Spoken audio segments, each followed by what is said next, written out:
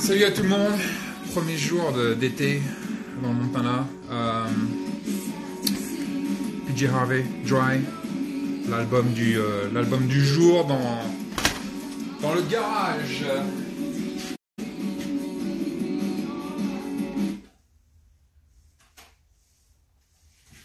Hop.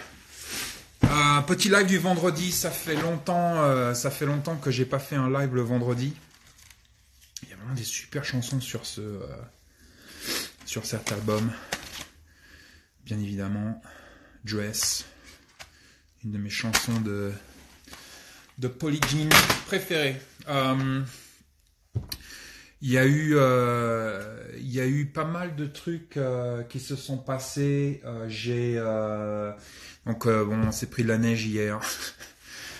Donc ça va mieux aujourd'hui, mais c'est pas génial. Il fait encore assez froid, et donc voilà, c'est le printemps, c'est le Montana quoi. Donc voilà, ça c'est fait. Les patchs, vous êtes encore nombreux à me demander où, comment pour les patchs, et donc toujours volwest.com pour les patchs, et c'est 10 balles mais frais de port inclus. Donc frais de port inclus partout dans le monde. Donc voilà. Aussi, quoi d'autre? J'ai fait un petit live impromptu mercredi, je crois.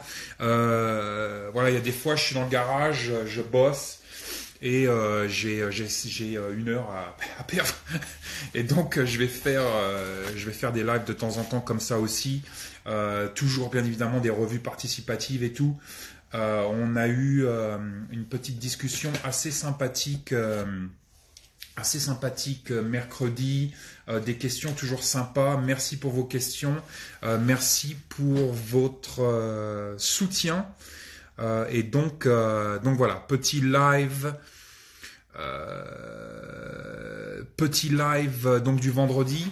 Je vais faire un live un peu traditionnel, c'est-à-dire qu'on va répondre aux questions le plus possible. Et c'est toujours pareil, le but un petit peu de ces lives, moon to moon, stickers, t-shirts de prévu, non pas encore. Le but de ces lives, c'est vraiment d'essayer de faire avancer le schmilblick le plus possible. Et donc mercredi, on avait commencé un petit peu on avait eu pas mal de bonnes questions mercredi, notamment par rapport au 22 long rifle. Donc c'est vrai que le 22 long rifle, je vais le reprendre un petit peu. Donc le live du mercredi, parce que je vais pas publier tous les lives que je fais sur Instagram. Mais donc le 22 long rifle, tout le monde voit mon revolver en 22 long rifle passer ici et là. Mais donc je voulais parler un petit peu 22 long rifle dans un système de défense. Parce qu'on me pose souvent la question, et qu'il y a énormément de mythes et de conneries qui sont dites sur le 22 long rifle, donc pour tout ce qui est défense personnelle par exemple. Alors par où commencer? Déjà on va commencer par dire que bien évidemment il y a tout dépend des contextes.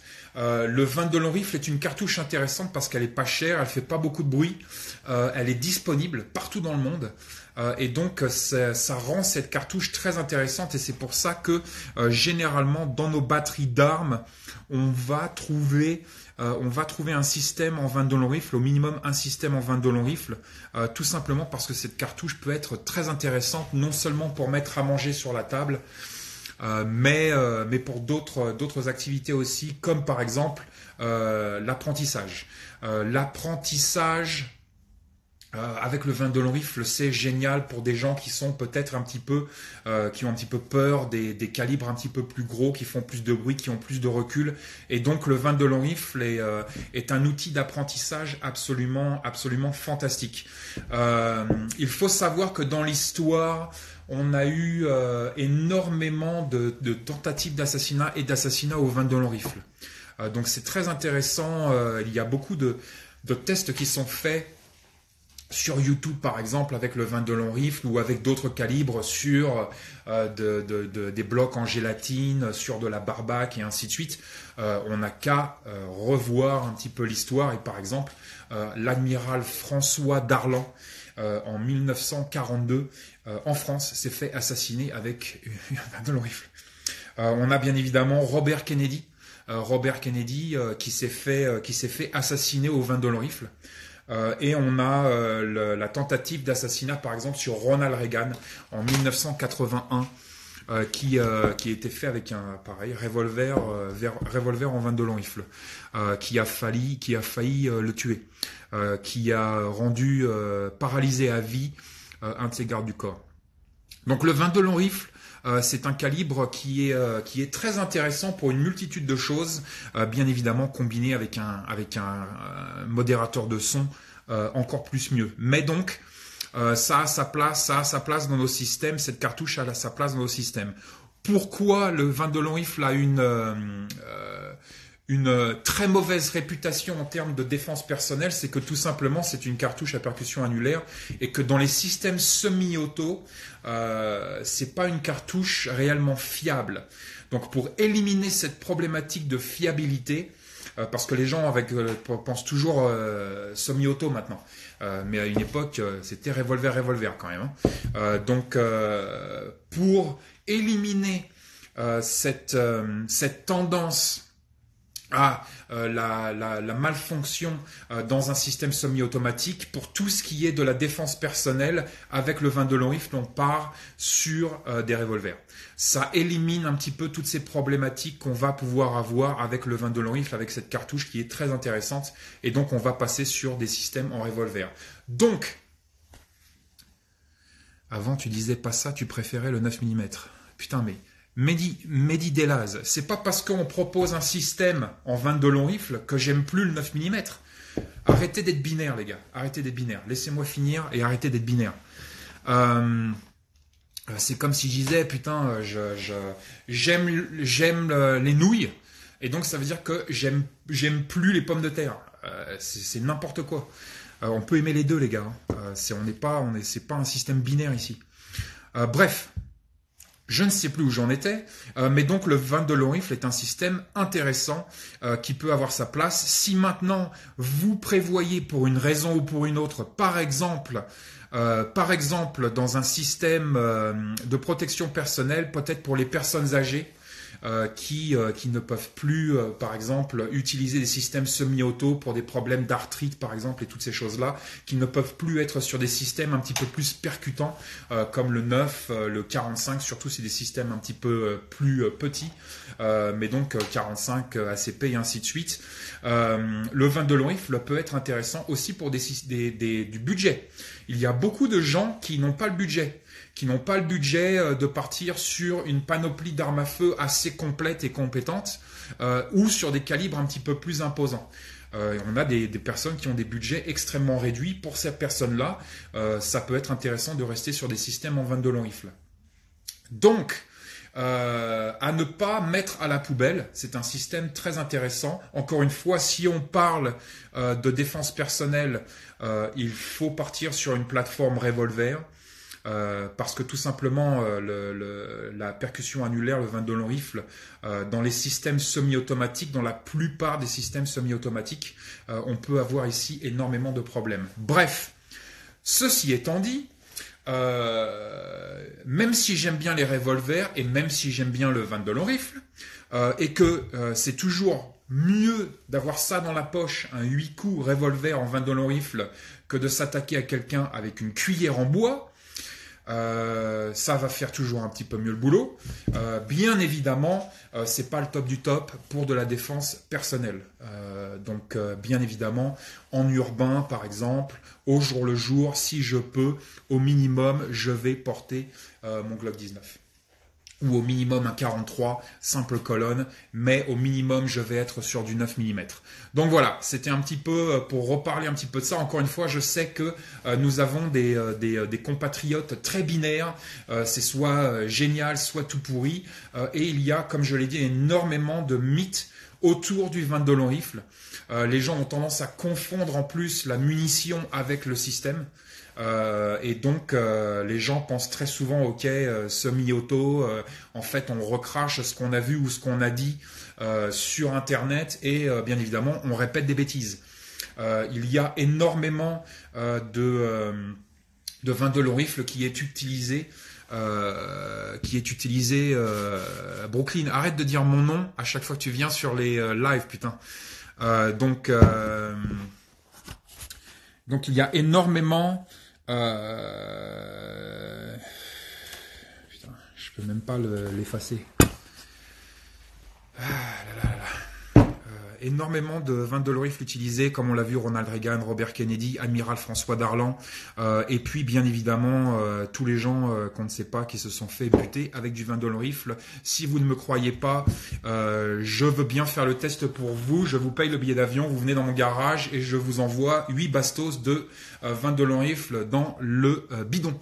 Et on va voir comment ça se passe, si vous digérez ou pas. Donc voilà. Bien évidemment, encore une fois, ce n'est pas mon système préféré. Mon système préféré, ce sera et ça restera le Glock 19 pour le moment en 9 mm double colonne. On l'apprécie énormément. Bref, c'était parce que on me posait énormément de questions sur le vin de Dolorifle, qu'il y a énormément de mythes sur le vin de Dolorifle, et donc voilà, ça c'est fait. Ce n'est plus à faire. Donc, si vous avez des questions. Hop. Non, sans gilet, sans rien. Je te laisse ta veste si tu veux.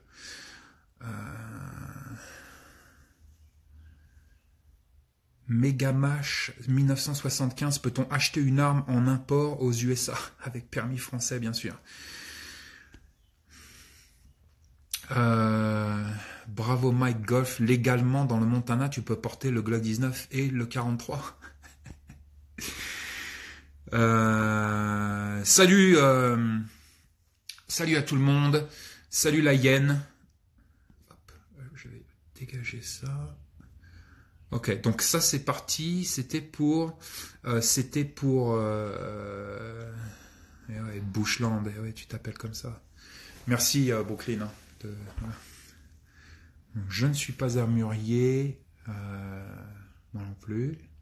Donc voilà, si vous avez des questions, c'était juste la petite entrevue armes, vin de Dolorifle et tout le bordel. Mais si vous avez des questions,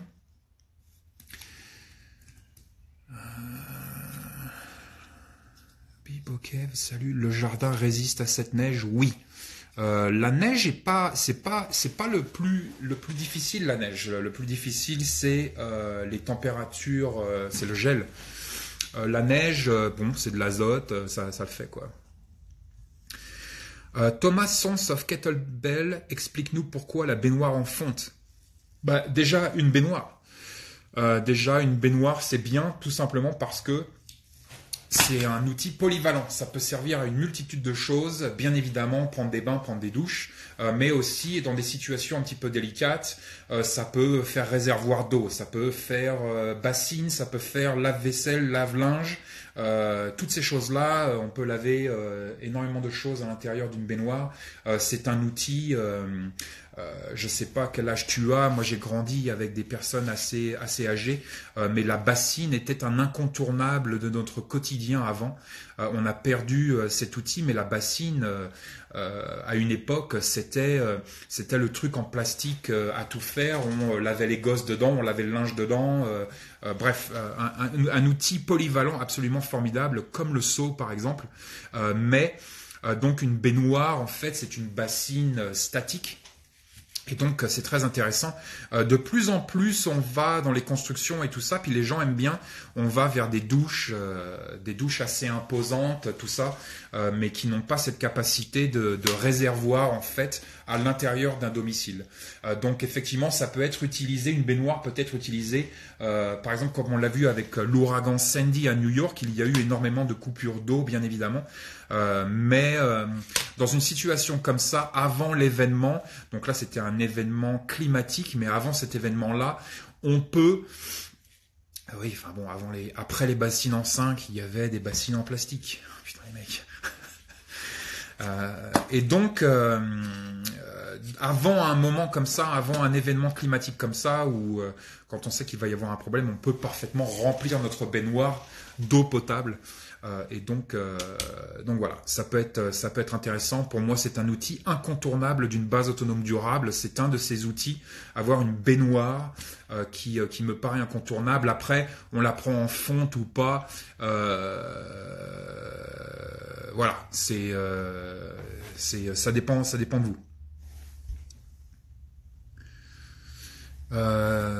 Salut papillon.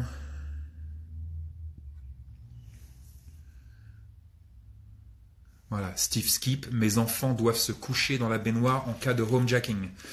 Bien évidemment, la baignoire en fonte offre d'autres possibilités, comme par exemple des possibilités de protection balistique, mais aussi de protection, par exemple, pendant, j'en sais rien, moi, une tempête, un ouragan, ça dépend après où vous habitez, quoi. Tremblement de terre, toutes ces choses-là. Quoi d'autre ?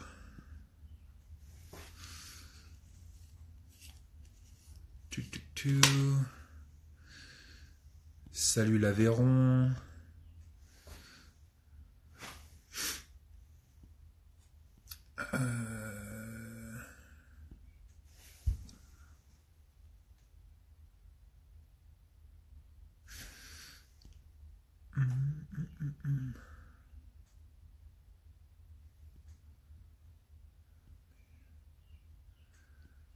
Pas de questions ?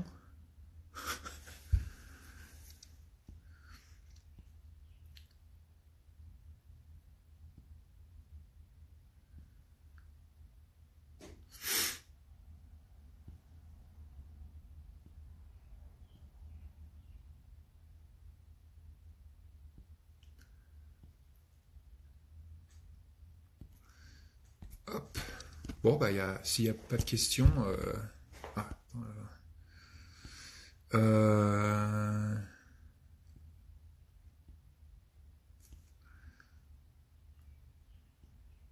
il y a des fois, je zappe, hein, les questions arrivent, des fois, je peux pas contrôler ça, donc je m'excuse pour les temps morts et je m'excuse si je rate vos questions.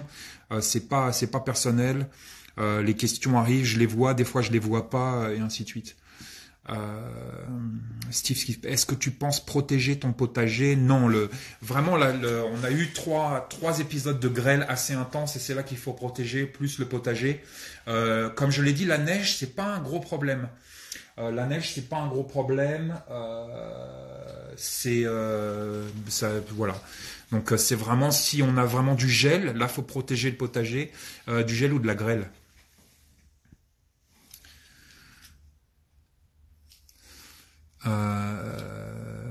Cri.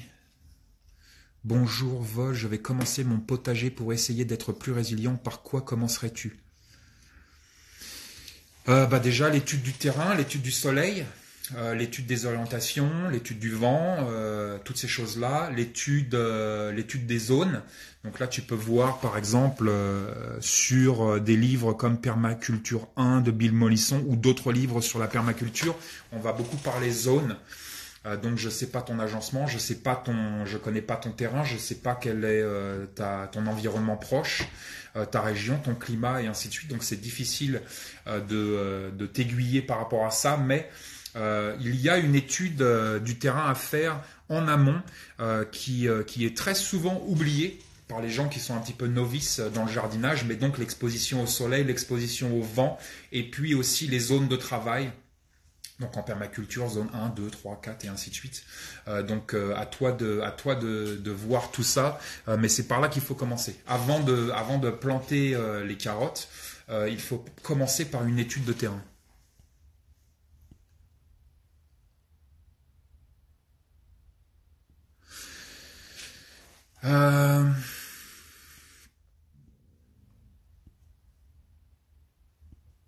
Les Bastiens se font la gueule.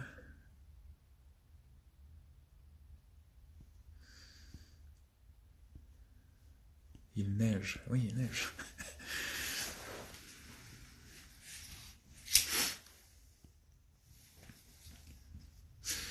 Back to the Roots 71. Salut Volwest, comment soignes-tu les filles quand elles sont malades, médoc ou autrement?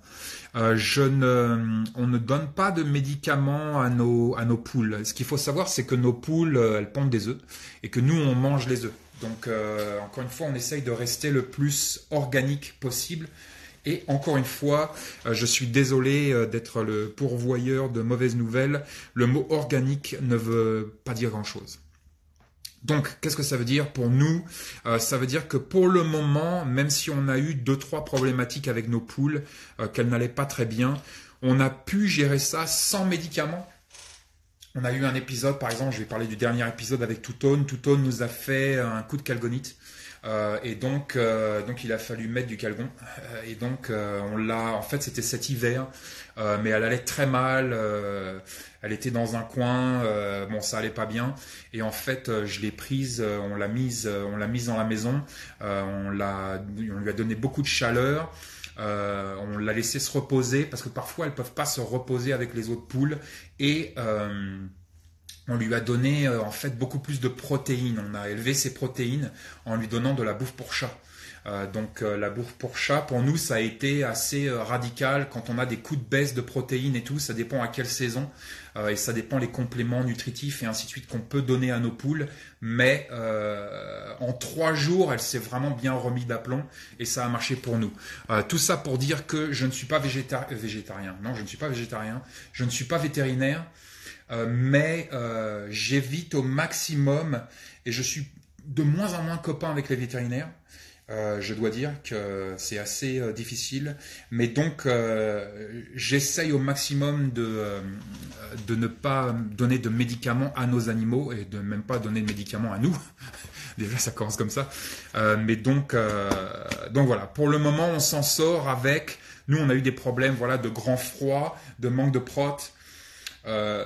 Donc voilà, on l'a mis à la maison, réchauffé pendant 3 jours, relaxé, tranquille et apport de protéines au travers de bouffe pour chat. Si vous voulez parler bouffe pour chat, vous pouvez parler à la mouette, à la hyène. Putain, le téléphone, merde. Bastien, tu fais de la peine avec ta veste dans ton garage en juin. Ouais, je sais. Ouais.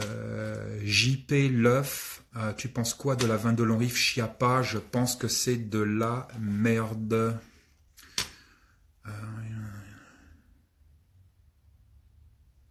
Je ne comprends pas la question.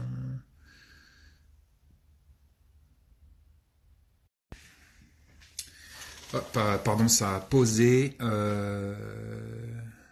Putain. LC221B, vas-tu faire la 3e et 4e vidéo sur EDC, vêtements et savoir? J'ai jamais dit que j'allais faire une vidéo sur le savoir. Mais oui, je vais faire la vidéo. Enfin, si vous continuez à me poser la question, je vais pas la faire.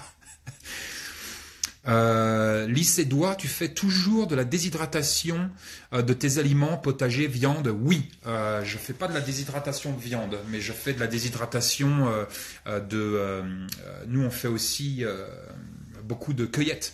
Donc on fait beaucoup de champignons, des trucs comme ça, fruits sauvages et tout, et effectivement on fait énormément de déshydratation. Ça marche très bien pour nous.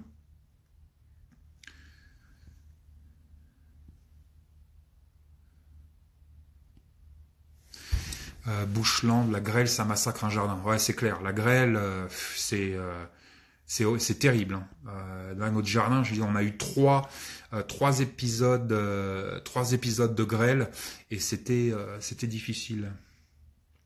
Lord Sark 12, est-ce que tu ne fais que chasser pour ramener des protéines ou est-ce que tu pêches également? Je ne t'ai jamais vu parler de pêche, peut-être n'aimes-tu pas? Si, j'aime bien, j'en ai déjà parlé. J'ai fait des vidéos pêche, donc voilà.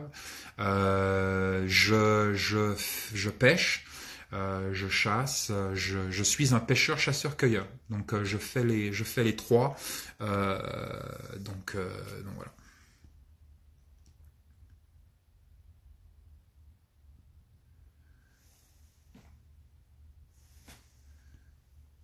Encore une fois, essayez de comprendre que les questions hyper personnelles, je peux pas trop répondre parce que déjà ça va faire chier les autres après on est dans du consulting, donc voilà.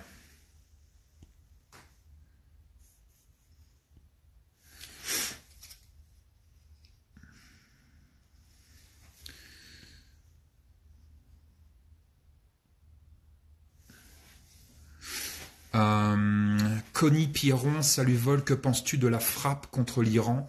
Alors je ne suis pas au courant qu'il y ait une frappe. Encore une fois, je ne fais pas, c'est pas mon métier. Je pense que ces sujets-là, que ce soit les sujets politiques ou géopolitiques, demandent énormément de culture, demandent énormément d'objectivité, demandent énormément de connaissances par rapport au sujet. Et je suis une grosse merde dans ces sujets-là. Donc c'est pas que je veux pas en parler, c'est que je me trouve trop médiocre pour en parler. J'ai pas les connaissances, j'ai pas le contrôle culturel, géopolitique qu'il faut, et donc c'est pas mon expertise. Si tu veux me poser des questions, flingue, poule, jardin, il n'y a pas de problème. Mais j'ai toujours dit sur le blog depuis le début que quand je ne savais pas, je dirais que je ne sais pas. Et donc là, voilà, je ne sais pas. J'en pense rien. Ça ne change à rien au fait que je fais pousser mes tomates et je m'occupe de mes poules. Voilà, est-ce que tu peux développer un peu l'entraînement à l'exfiltration, station 9, tout ça, rapport aux dernières publications? Alors effectivement, on vient de finir un stage station 9 avec Tony Lopez. J'ai posé donc j'ai posé quelques photos sur le blog et tout. C'est un sujet effectivement passionnant. Alors c'est un sujet un petit peu délicat parce que déjà ce sujet peut être accaparé par des gens qui ont des mauvaises intentions. Donc c'est un sujet toujours un petit peu délicat. J'ai pas posté énormément de photos. J'ai pas posté de photos sur le tir. J'ai pas posté de photos un petit peu, voilà. Mais qu'est-ce que je pourrais en dire? Pas grand-chose en fait. Je pense que c'est un sujet très important et je pense que c'est complémentaire à énormément de choses et surtout dans l'ambiance actuelle. Que ce soit l'ambiance politique, culturelle, peu importe. Je pense que savoir se défaire de liens peut être très intéressant. Bien évidemment, il y a une grosse partie psychologie qui vient avec. C'est un sujet très complexe qui n'est pas... toi, ce matin, je vais te raconter une anecdote. Ce matin, j'ai dû aller au poste de police de ma ville locale. Donc, j'y vais avec mon épouse. On arrive au poste de police et il y a un panneau devant le poste de police qui dit bon, dégager les couteaux. Alors moi, le premier truc que je vois, c'est couteau. Donc je dis ah putain merde, j'ai 3 couteaux sur moi. Donc je dis à mon épouse écoute, vas-y, commence le processus, va au poste de police et moi je repars à la voiture pour déposer mes couteaux. Donc je dépose mes couteaux. J'avais pas pris le flingue parce que je savais qu'on n'avait pas le droit d'amener le flingue au poste de police. Mais j'avais oublié mes couteaux. Donc je dépose mes 3 couteaux, je retourne et puis quand même je me dis bon attends, je vais bien regarder quand même ce qu'il y a d'autre. Je regarde sur le panneau et il y avait aussi bombes lacrymogènes, bâtons télescopiques, tout le bordel, tout ce qui était interdit. Et je dis putain merde, j'ai encore plein de trucs dans mes poches. Notamment ma bombe lacrymogène. Donc je repars à la voiture, je redépose ma bombe lacrymogène et tout, mais je me dis quand même bon... On va tester un petit peu les gaillards et voir ce qu'ils ont dans le bide. Et donc, je repars au poste de police, donc habillé comme je suis là maintenant, mais lunettes de soleil noires, j'ai les pompes de combat, la totale. Donc, j'arrive, 1m95, machin, et 2 flics avec un portillon électronique et un truc pour passer les trucs au extrait. Donc, j'enlève ma veste avec des outils dedans. Hein. J'enlève ma veste, je pose ma veste et je lui dis bon, est-ce que tu veux que j'enlève ma ceinture? Donc j'ai une ceinture un petit peu particulière, j'en ai pas encore parlé, on va en parler plus tard.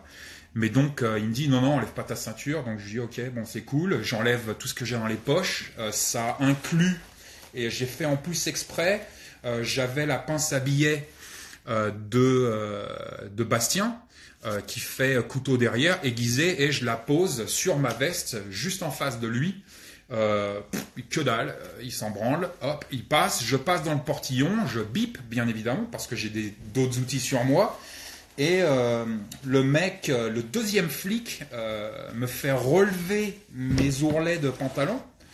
Et mais il regarde pas, hein, il me juste fait les relever et puis il me dit c'est bon, casse-toi. Donc ça veut dire que j'ai passé couteau, je suis passé avec 2 couteaux, je suis passé avec 2 clés de menottes, tout l'attirail évasion, escape and evasion. Je suis passé avec lampe torche, stylo tactique, bref.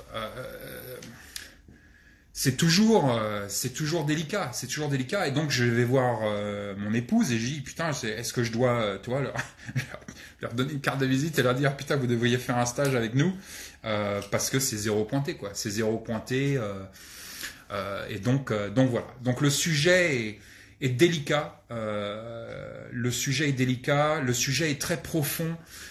Très complexe, mais je trouve que c'est un sujet hyper intéressant, encore une fois, dans l'univers dans lequel on vit. En tout cas, moi, ça m'intrigue, ça m'intéresse. Et donc voilà, je peux pas, je suis désolé, je peux pas trop en dire. C'est un de ces sujets-là. Ce qu'il faut savoir, c'est qu'il y a plein de sujets. J'en parle jamais. Il y a plein de sujets, j'en parle jamais parce que ces sujets-là peuvent être un petit peu douteux et tomber un petit peu dans du mauvais côté de la force.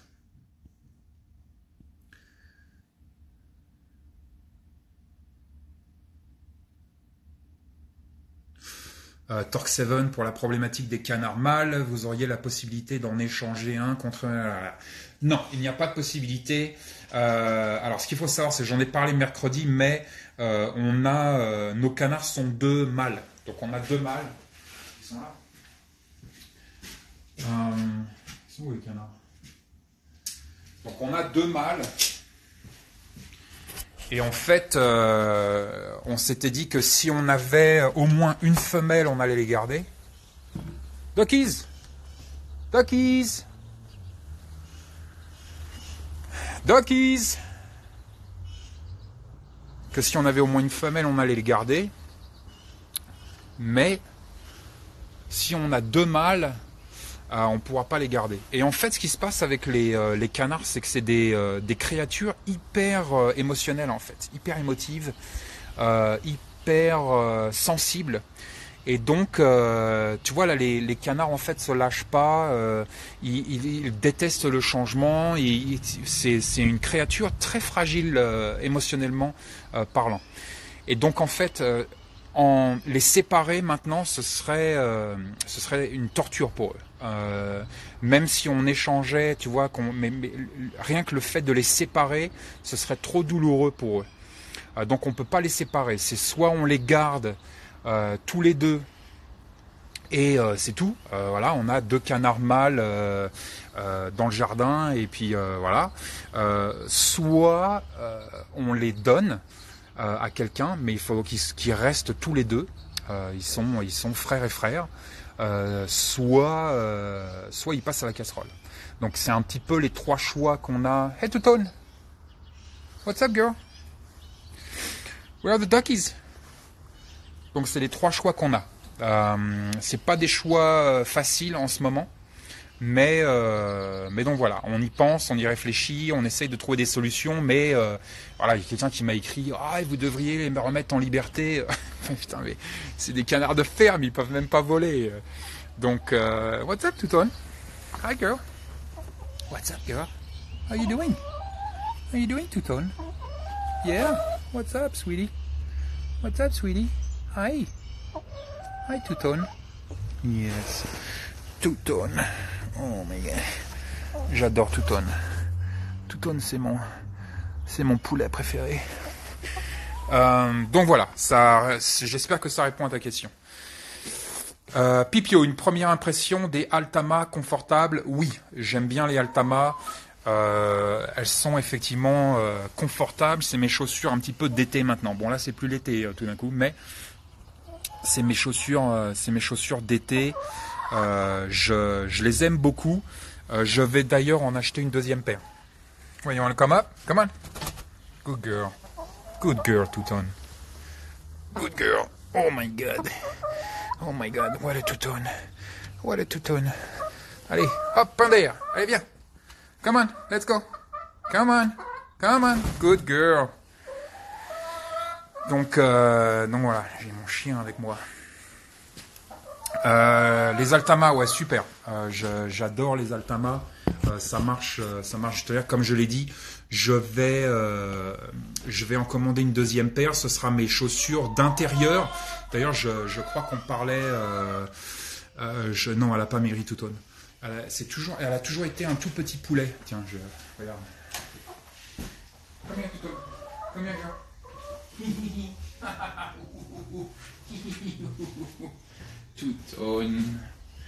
Touton. Hop. Touton, ça a toujours été notre plus petite poule. Un Touton. Mais toi, l'autre jour, elle s'est fait alpaguer par un canard. Et le canard lui a attrapé la crête. Et putain, elle gueulait et tout. Hein? C'était traumatisant, hein? Ah oui, je sais. Ah oui. C'est horrible. C'est horrible, les canards. Hein? Ok. Donc ouais, les Altama. Il y a quelqu'un qui me demandait tout à l'heure, est-ce que je garde mes chaussures dans la maison? J'ai des chaussures d'intérieur. Et donc, c'est mes Altama. Donc, je vais avoir deux paires d'Altama. Une paire pour l'intérieur et une paire pour l'extérieur, pour l'été, quoi, toi, pour quand il fait beau. Mais je les adore. Moi, je suis très chiant avec mes pompes. Mais j'adore les Altama. Donc voilà, j'espère que ça répond à la question par rapport au canard. On va trouver une solution. Mais le plus important, c'est que faut pas qu'il soit méchant avec Touton. Parce que Touton, c'est quand même... bah ouais, voilà, c'est Touton, quoi.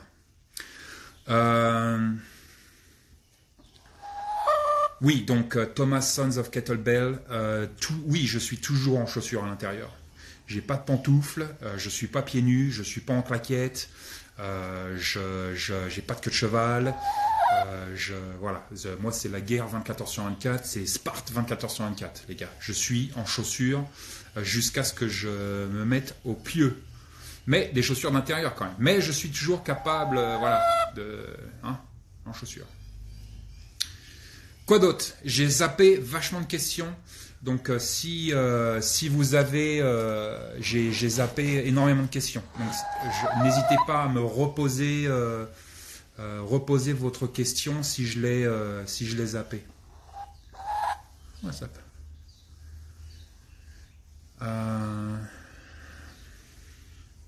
Donc le potager va bien. Comme je l'ai dit, le potager, la neige, c'est pas le problème. Le problème, c'est la grêle et le grand froid.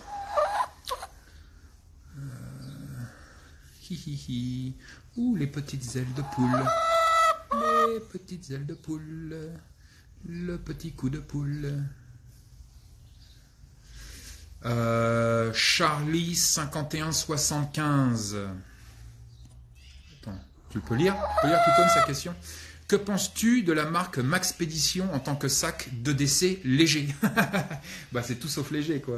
Donc Maxpédition, c'est marrant, hein, ça a eu un gros succès là dans les années 90, début 2000. Fin 90, début 2000, ou peut-être même juste début 2000, je sais plus quand ils ont créé le truc, quand c'est arrivé sur le marché. Moi j'étais, à l'époque j'étais dans ma période Millie, j'emmerde tout le monde. Mais Maxpédition, si tu veux, le problème c'est que tout est en 40 000 deniers, quoi. Alors c'est bien pour partir à la guerre, mais dans la vie de tous les jours, déjà, on te voit arriver à 50 km. Et 2, putain, c'est trop lourd, quoi. C'est trop lourd. Donc c'est rigolo que tu marques en tant que sac EDC léger, entre parenthèses. Parce que pour moi, c'est trop gros, c'est trop lourd, c'est trop chiant. Là, tu vois, je suis un de mes sacs préférés. Je l'ai là. Non, Touton. No, you like this one too. I know. I know you like this one. Yes. Tu vois, c'est Carimore. Carimore, le sabre 30. Ça, c'est super en EDC. Bon, c'est hyper melee, quoi. Donc, pareil, on va devoir arriver de loin. Mais, franchement, c'est un super sac. Après, sac EDC, comme je l'ai dit déjà, c'est bien de rester... c'est bien de rester le plus discret possible, quoi. Si t'es en urbain, prends un sac noir tout con. Tu vois, des trucs comme ça, quoi. Si t'es en rural et tout, moi c'est différent parce que... Moi c'est différent parce que je vis dans un environnement où c'est beaucoup de chasseurs, beaucoup de... Les mecs, ils sont tous habillés en camo, en camouflage et tout. Donc en fait, moi, pour être discret, pour me fondre dans la masse, il faut que j'adopte plus des sacs, voilà, comme Carimore, Mystery Ranch. Tout le monde a un Mystery Ranch ici, c'est fabriqué ici. Donc pour me fondre dans la masse, il faut plus que je sois en fait camouflage, chasseur des bois rural, tu vois. Mais si j'habitais pendant des années, j'ai habité en ville. Mon sac à dos, c'était un petit sac à dos North Face. Noir, tout bête. Mais Maxpédition, non, laisse tomber. Maxpédition, c'était bien il y a 20 ans, quand ça a commencé, on était tous un petit peu accros, c'était sympa. Mais en fait, le 40 000 deniers, avec des accroches partout, c'est trop lourd.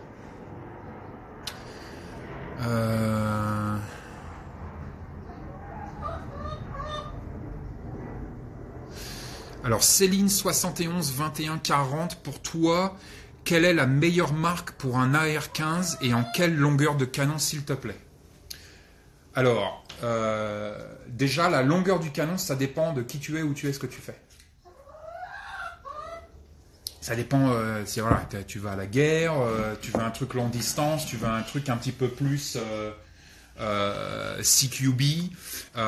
Toi, ça dépend un petit peu de ce que tu veux en faire. Moi, personnellement, je suis sur du 16 pouces. Mais putain, dans certaines applications, tu vois, un 20 pouces, c'est le top. Donc, encore une fois, ça dépend comment tu veux orienter ton système. Si tu veux un truc CQB plus, voilà, tout ce qui est en dessous de 300 mètres en ville, ou tu vois, des trucs des conneries comme ça. Attends, Touton, je vais te laisser sortir. Ok. Oh, putain, la terre est basse. Hop là. Salut, Touton. Après, la meilleure marque, il y a des marques. Mais non, Touton. Touton. What are you doing, sweetie? Il y a des marques qui sont effectivement de qualité supérieure, mais généralement, c'est bien pour les pros, quoi. Alors peut-être que tu es professionnel, peut-être que tu pars, j'en sais rien moi, à la guerre en Afghan ou au Mali, et que tu peux prendre ton propre AR, ça m'étonnerait, mais je dirais que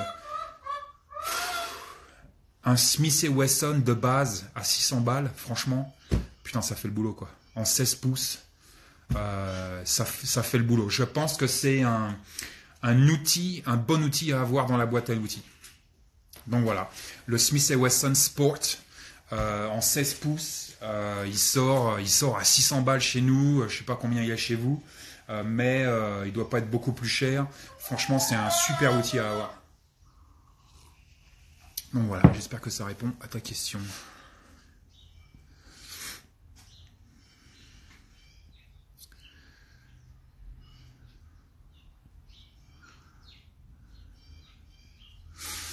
Shark 19500, quel type de graines utilises-tu, industrielle ou paysanne?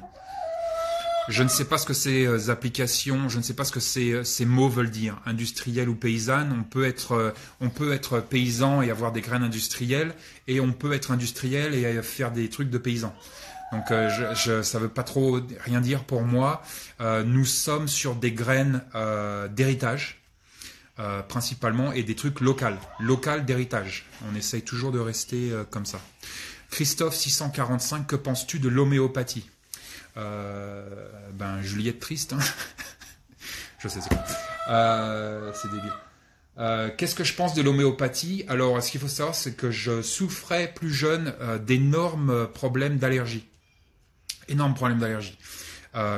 J'étais allergique à tout, aux chats, aux chiens. Je suis sûr que j'étais allergique aux poules. J'étais allergique à l'écorce des arbres. Bref, moi je suis de la génération, si tu veux, où les docteurs, quand je suis né, on dit à ma mère, bon, faut passer tout à la javel dans l'appartement 3 fois par jour, quoi. Donc voilà, ça fait des êtres humains comme moi, un peu décalés, débiles et avec beaucoup d'allergies. Et donc à 17 ans, je crois, 17-18 ans, j'ai été voir un homéopathe et écoute, j'ai fait un programme avec lui pendant 6 mois, avec des petites poudres, des machins, des conneries. Et aujourd'hui, j'ai un chat, j'ai un chien, je me roule dans l'herbe. Donc mon avis, si tu veux, sur l'homéopathie, elle est personnelle.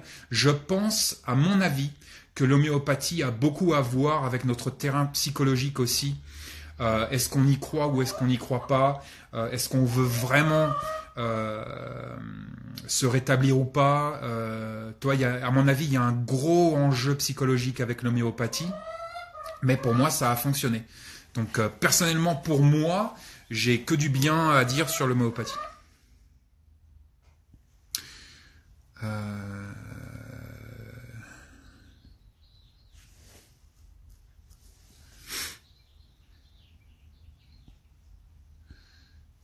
Hop,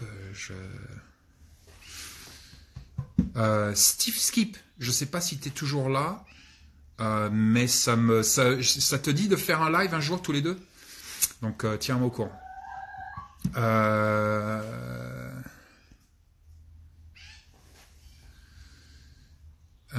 Aurélien Lapère, quel module de survivalisme il faut préparer en premier si on est fauché?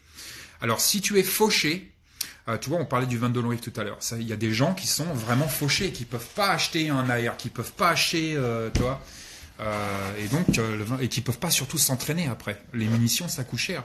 Donc le 22, ça peut être sympa. Bref, quel module de survivalisme faut préparer en premier si on est fauché? Tout ce qui concerne les connaissances, parce que c'est gratuit. Alors qu'est-ce que c'est les connaissances? C'est les connaissances et les savoir-faire. C'est tout ce que tu peux apprendre dès aujourd'hui gratuitement, rien que sur Internet par exemple. Tu peux lire énormément de livres sur énormément de sujets très intéressants, de l'apiculture en passant par la médecine de combat, jusque, j'en sais rien moi, aux poules, comment s'occuper des poules, à la mécanique automobile, la mécanique moto, des sujets vastes et variés, complètement hallucinants. Tu peux trouver tout ça sur Internet et ça c'est gratuit, ça coûte rien. Formation à fond, savoir-faire. Il y a énormément de formations qui sont gratuites. Ou qui peuvent être organisées par ton travail, par exemple, ton quartier, toi-même tu peux organiser. Ça coûte jamais rien de contacter des gens qui sont bons dans leur domaine. J'en sais rien, moi tu habites un petit village en Corrèze, tu as une grand-mère qui s'y connaît en plantes, tu peux appeler la grand-mère et dire est-ce que ça vous dit, mes mères, si on fait un stage avec 10 copains, on vient et vous nous apprenez toutes les plantes qu'il y a autour de nous et comment s'en servir, et en échange on te tonte ta pelouse voilà, tout l'été. C'est rien moi. Donc il y a plein de choses. Il y a plein de choses qu'on peut faire. What do you want, sweetie? You want to come back up? Come on. Oh putain, la terre est basse. Ok. Come here. Come here, come here, come here. Come here. Here you are. Come here. Okay, take it easy. Okay, you want to be here? Oui, je sais. C'est un balai. Mais oui. Donc voilà, j'espère qu'il y a plein de choses, que tu peux faire qui ne coûtent rien. Hop.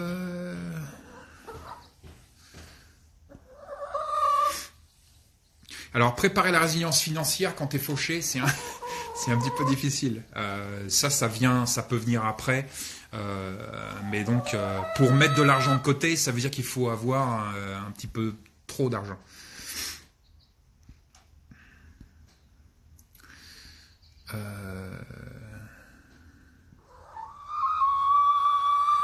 I know, Two-Tone. I know.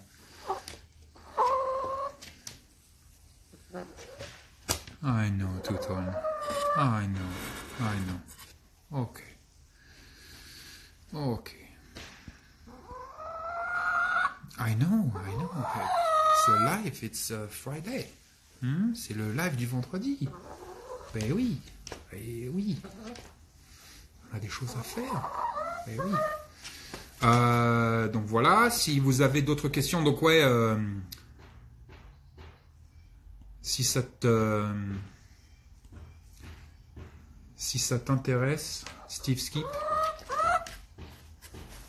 attends, de faire un live, un de ces quatre,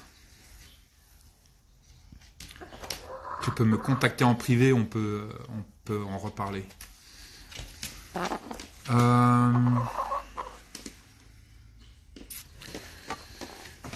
Chris Sky vole ton type de munitions en défense perso. En défense perso, ça dépend. Je suis sur, bien évidemment, la plupart du temps du tête creuse. Come on, go out, go play, go scratch. No, come on, sweetie. You want to stay outside? Stay outside, sweetie. Come on, stay outside. Come on.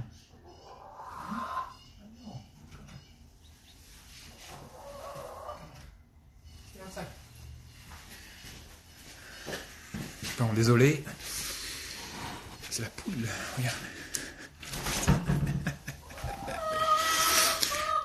Mon type de munitions en défense perso, alors bien évidemment ça dépend du calibre, parce qu'il y a des fois il y a certaines munitions qui sont pas faites pour tous les calibres. En 22 long rifle par exemple, je suis très mini-mag. Mini-mag, franchement ça généralement ça marche super bien avec énormément toutes les plateformes, que ce soit semi-auto ou revolver. Et puis après ça dépend. En 9 mm j'aime bien le Critical Defense. Corbon, j'aime bien Corbon, une très bonne munition. Bref. Donc voilà. Quoi d'autre?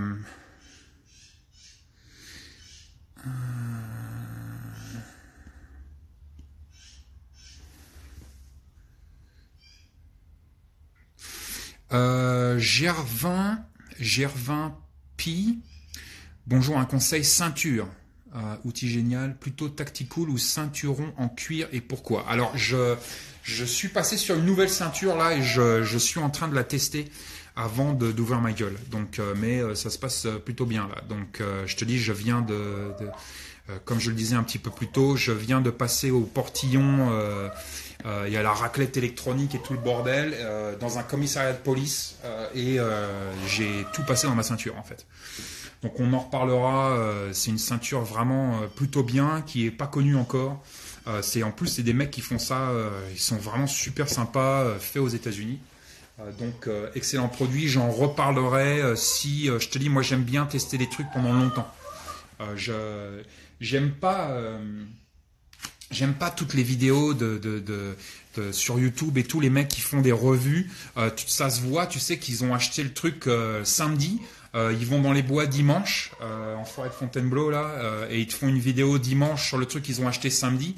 Je vois pas l'intérêt. Donc j'aime bien tester les produits. Je dis toujours 1 an. Donc ça me prend sur beaucoup de produits, ça me prend 1 an. Si le produit est vraiment bon et que ça se voit tout de suite, j'aime quand même attendre 6 mois. Donc là, je viens de passer sur ce nouveau système. On est en juin. On en reparlera à la fin de l'année.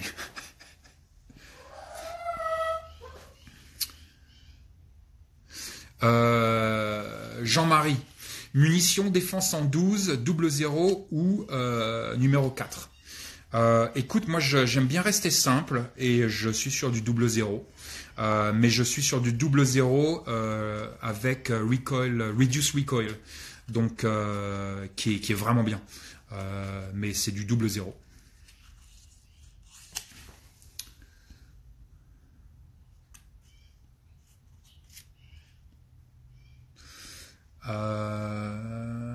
Tout, tout, tout. Salut Vol, j'ai raté le live. Ben non, t'es là. Voilà. Mais je le posterai sur YouTube. Va falloir attendre 6 mois pour le Montana. C'est pas faux. C'est pas faux. Ça prend du temps. Ça prend du temps. J'ai une réputation. J'ai pas envie de mettre un produit. Bastien a une réputation aussi, puisqu'on parle du Montana. On n'a pas envie de mettre un produit sur le marché qui ne nous satisfait pas. Surtout un outil vital comme le couteau, mais c'est pareil pour moi, c'est pareil avec tout. Ce sont des outils vitaux. C'est pour ça que quand je vous dis, par exemple, ce couteau-là, j'aime bien, ou cette lampe torche, j'aime bien, déjà, vous savez que ça veut dire que au moins pendant 6 mois ou 1 an, je l'ai porté quoi, avant.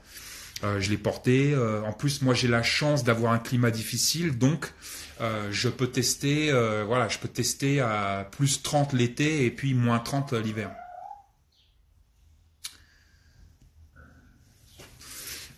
John Tever, tu fais des conserves pour être résilient en nourriture. Je ne fais pas de conserves, je fais des bocaux.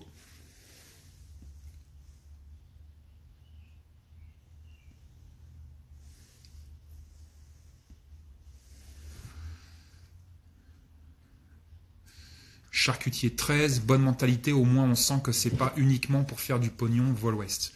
Bah écoute, merci, ça fait plaisir, parce que c'est définitivement mon attitude depuis le début que j'ai commencé ce blog, et donc ça fait toujours plaisir quand les gens s'en rendent compte.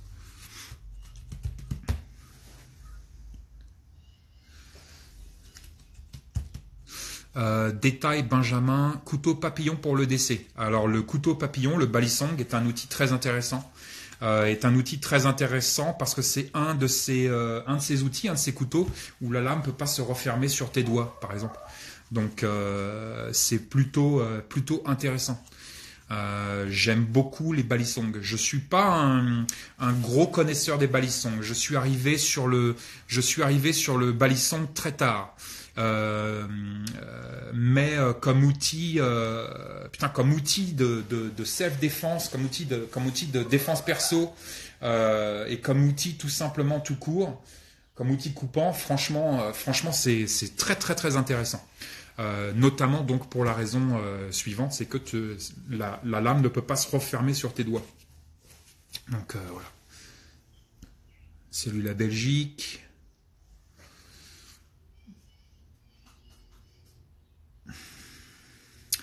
Vercher, quel est l'intérêt des couteaux auto type Microtech en EDC? Alors Microtech ne fait pas que des autos et ne fait pas que des autos out the front, OTF. Donc ils font aussi des autos ouverture latérale et ainsi de suite. Et là on rentre dans des concepts un petit peu différents parce que là effectivement la lame peut se refermer sur toi. Bref, l'intérêt du Microtech, l'intérêt d'un couteau automatique out the front, donc qui sort par le devant, c'est que encore une fois la lame ne peut pas se refermer sur tes doigts. Donc c'est super intéressant, ça c'est le premier truc. Le deuxième truc, c'est que tu peux l'ouvrir à une main et le refermer à une main d'une manière très efficace, rapide au déploiement, efficace. Bref, c'est un outil hyper intéressant qui est d'ailleurs en incorporation maintenant avec certaines troupes d'élite aux États-Unis. Ils ont ça en backup, voilà. C'est vraiment un outil très intéressant. Le truc qui est bien avec le Microtech. Bah alors, tu veux monter? Attends. Je vais t'aider. Viens. Le truc qui est intéressant avec Microtech, c'est qu'il rajoute un casse-brise, un casse pare-brise, un casse-vitre au cul. Donc en urbain, si tu veux, tactique et tout le bordel, ça peut être intéressant. Tu peux couper une ceinture de sécurité en l'ouvrant à une main si tu as un bras blessé. Tu peux péter une vitre et ainsi de suite. Vraiment un outil très intéressant. C'est terminé pour aujourd'hui. Il reste 10 secondes. Merci à vous pour vos questions. Encore une fois, désolé si je n'ai pas répondu à votre question. On se retrouve la semaine prochaine.